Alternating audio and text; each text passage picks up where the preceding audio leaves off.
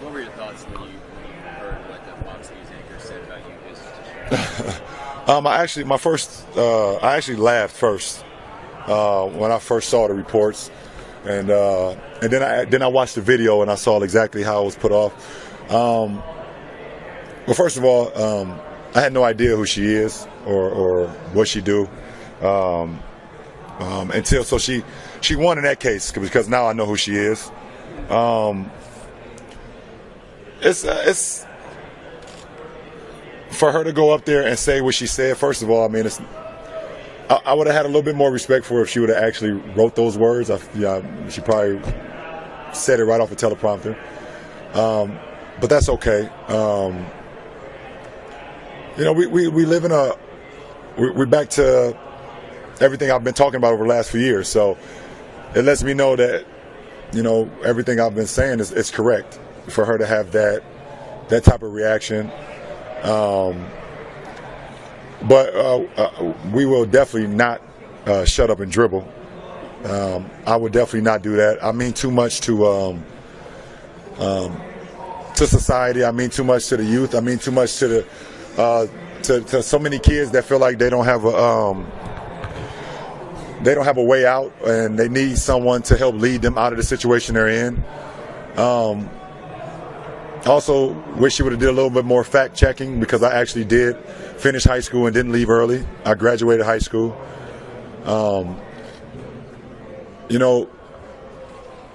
be an African American kid and grow up in the inner city with a single parent mother and not being financially stable, and to make it where I've made it today, I think I've defeated the odds.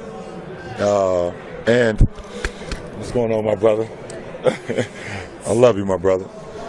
I think I've defeated the odds, and I want every kid to know that, and I want everybody to know that the youth, that they can do it as well, and that's why I would not just shut up and dribble, because I mean too much to my two boys here, their best friend right here, my daughter that's at home, my wife, my family, and all these other kids that look up to me for inspiration and trying to find a way out, and find some leeway on how they can become as great as they can be, and how those dreams can become reality. So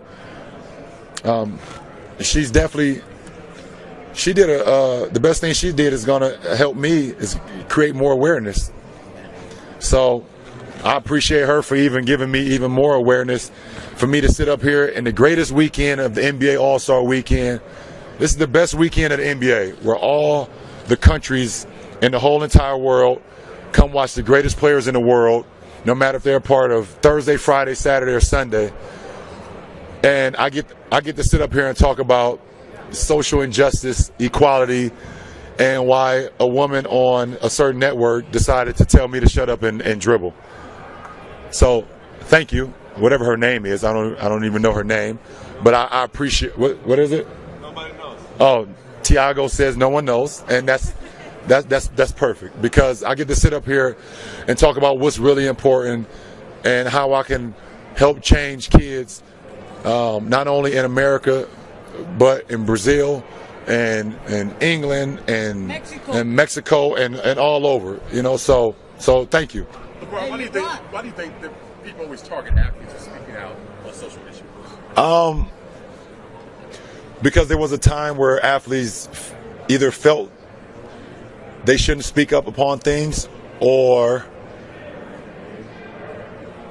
they felt they didn't feel the courage to speak about things that were going on.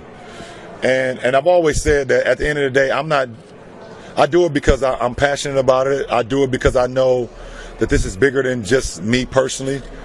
The hardest thing in the world for me personally is raising two African American boys and an African American daughter in today's society.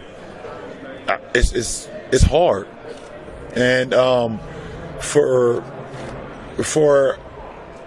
me to sit up here as an athlete, and that's why I started the company. I started it in Uninterrupted, because I wanted athletes to feel like they had the power, they had the platform to speak about whatever they wanted to speak about, and not have it cut and diced and split into a soundbite and people use it how they wanted to use it. That's exactly why I started it. And it could be as powerful as speaking about Trayvon Martin, or it could be as simple as saying what type of pair of socks that you're wearing this morning. That's why I started the platform that I started, and to have athletes feel empowered to speak about whatever they feel like they want to speak about. And because we have so many kids and so many people look up to us, to have that platform means everything to me.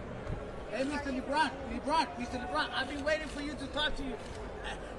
Mr. LeBron, for many years. I just want to say, Mr. LeBron, can you describe your perfect salad? My perfect salad? Or you can get on uninterrupted and talk about your perfect salad. I don't know. I don't have a perfect salad. Just a lot of protein. I need protein. I need a vegetable. I need a fruit. Chinese chicken salad? That's cool, too. I'll take that, too. I'll take that, too. I'll take that as well. All right, LeBron, I appreciate it. You're not going to block me today, right? Can you talk a little bit about this game? And, we are always wishing to have a competitive game. Talk about that and what do you think about it? I think, Tiago, at the end of the day, our game is so worldwide. And to have so many different competitors from all over the world is what makes our game beautiful. You have different shapes and sizes and guys that's bigger, guys that's faster, guys that's, smaller. But everybody is in our league for a reason and in our league to make an impact. And for us to compete against each other in the finals, for, guys like Kevin Love and Oladipo and us to all be here at this juncture in life, I think that's what makes our sport that much more incredible. In Brazil, you have a big fans base, Talk about your experience there and shoot out to Brazil. First of all, shout out to Brazil. I had an opportunity to be there, a part of the NBA Global Games, and also be a part of the World Cup. And I've had a teammate for quite a long time with Anderson Varejao, and I've been there for the Olympics. So it's an unbelievable place, and I look forward to going back sometime. Thank you very much. Thank you, Tiago. My best memory of Anderson is his commitment to playing extremely hard every single night, no matter what. What he did didn't always show up in the box scores. He gave us extra possessions, offensive rebounds. His energy, his effort was very key to our success, and we all appreciate it. I know the city of Cleveland, he had the nickname Wild Thing, and they definitely appreciated that. LeBron, can you speak about how USA Basketball and the NBA have really put the energies and synchronicity together, and look what's happening now to the fan base? It's exploding. Your thoughts on how USA Basketball continues to bring our youth into the program? I think ever since Jerry Colangelo and Coach K, and Pop and those guys really took it serious. We all started taking it very seriously, understanding that the state of our sport, of the USA Basketball and the NBA, wasn't at where it should be. It started to become greater and greater and greater, and I think I give all the credit to Jerry Colangelo and Coach K, just understanding where we needed to go to, how we needed to get there, and they did a great job of that.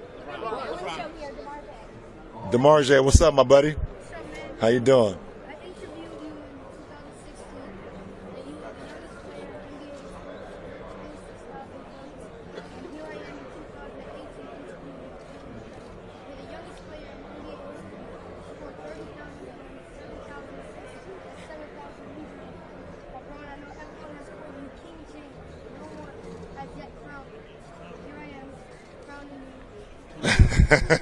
I appreciate that. You crowning me?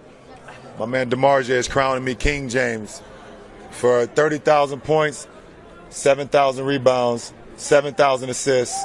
Youngest ever to do that. My man. I appreciate you. I appreciate that. I appreciate that.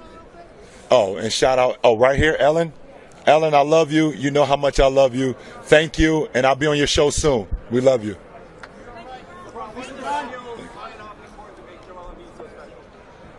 I think the skills that makes Joel special on the court is his ability to do a little bit of everything. His ability to shoot, his ability to put the ball on the ground, his ability to use his footwork in the paint, his ability to be athletic as well. You seen him move last night. He made a pump fake at the three-point line, drove right, spun, and then dunked it home. It's not many guys with his size and his height to be able to put that type of footwork and that type of package together. And then off the court, he's just being himself. He is who he is, and that's special. When you're authentic, I think people gravitate towards that. When I went to the draft, my plan for if he was available, I was taking him. Yeah.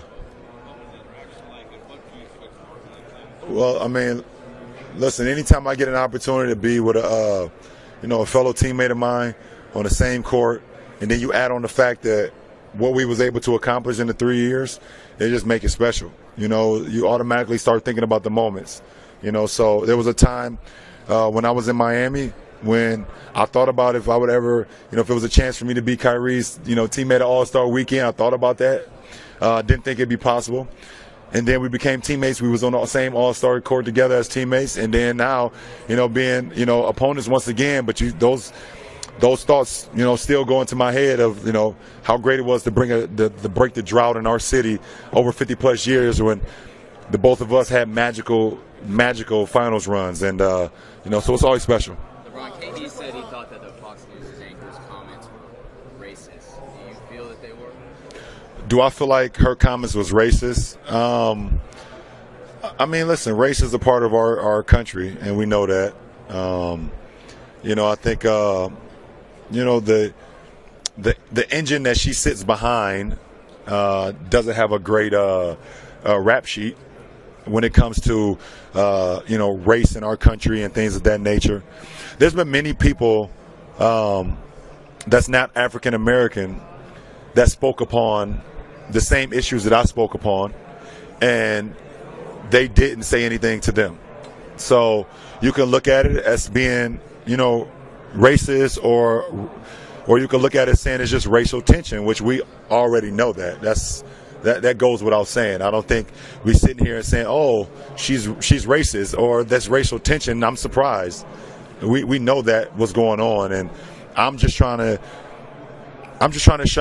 shed a greater light and a positive light on the bad aura or the energy that some of the people are trying to give to the people of America and to the world. I'm not the negative side. So, me having this platform, I'm just trying to shed a positive light on the rights, what I feel like is right. And, and am I always right? Can I have everybody follow me? I don't think so. But I feel what's right. I feel like I'm looking at my boys right here, teaching them what's right and what's wrong. And we see what happens after that. Slide the mic out away from you a little bit. Thank you, man.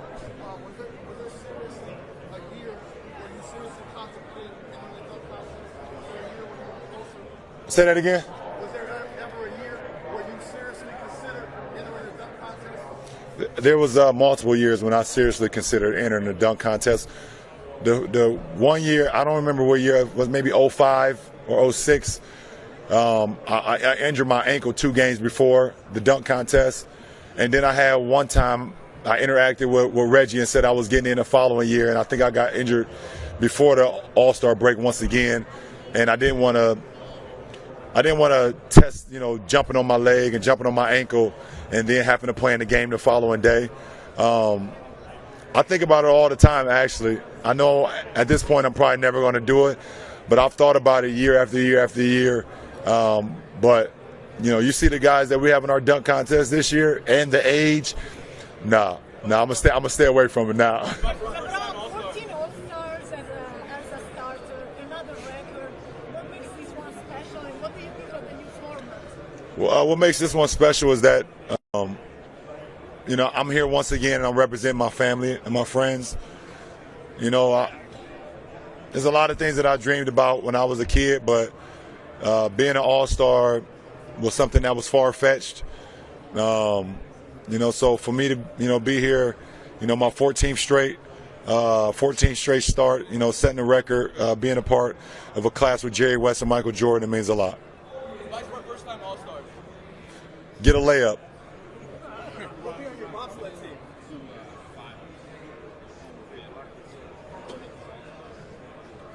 Yeah.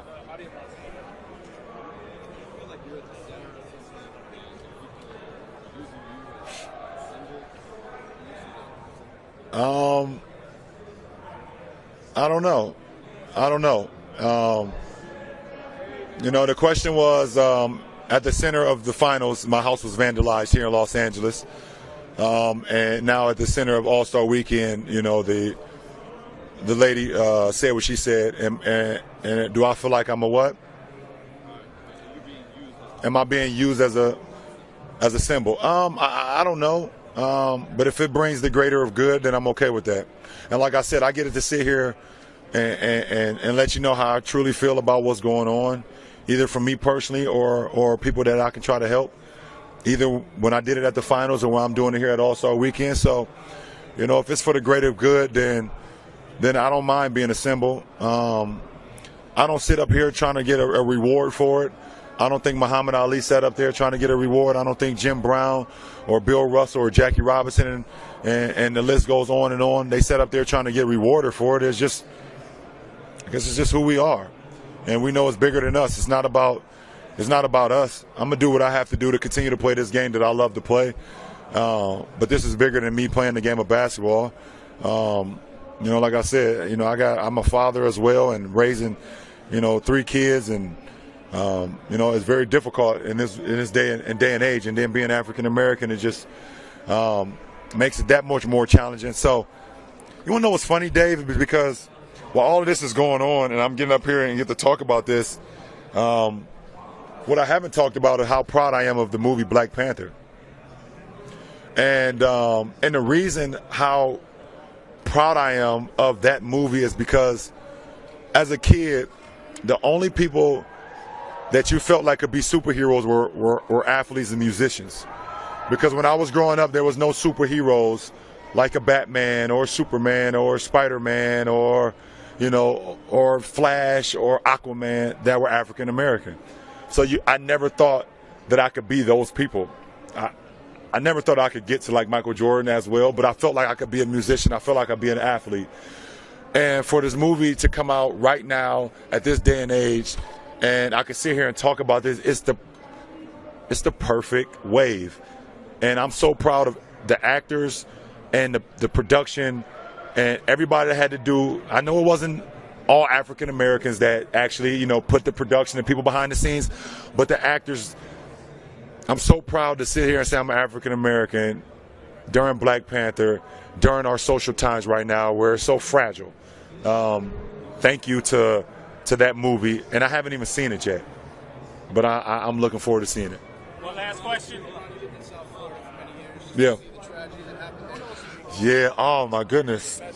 Yeah, and he asked me. I lived in South Florida for 4 years, and my message to the people in Parkland. It's wow. It's a tragedy. It's a tragedy. And we've seen these schools and these tragedies happen in America, and there's been no change to gun control. I don't have the answer to this, so let's just sit here and we all gonna just we're just having like a round table right now because I don't have the answers to it, but we have to do something about it because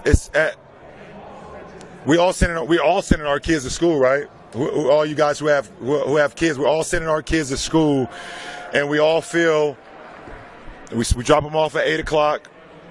At 3:15, they're gonna be ready to get picked up. Either we're picking them up, or someone in our family is picking them up, or they have to take a bus, or if there's aftercare and they stay till 5. If they have study table, they got to stay till 5:30 or whatever. But we all feel like our kids are gonna return, right? We have a kid who wasn't legally not able to go to get a beer at a bar, but could go buy a AR-14 or AR-15. Like, is that how? It doesn't make sense. And I'm not saying he should be legal to go buy a beer, but I'm saying, how is it possible that we can have minors to go buy a gun? I don't have the answer to it, but to the families in Parkland, down in Broward County, it's sad, and I'm sorry, and it's just a tragedy, and I hope that we don't continue to see this, because there's been too many in the last 10 years. It's been way too many with guns. I appreciate it.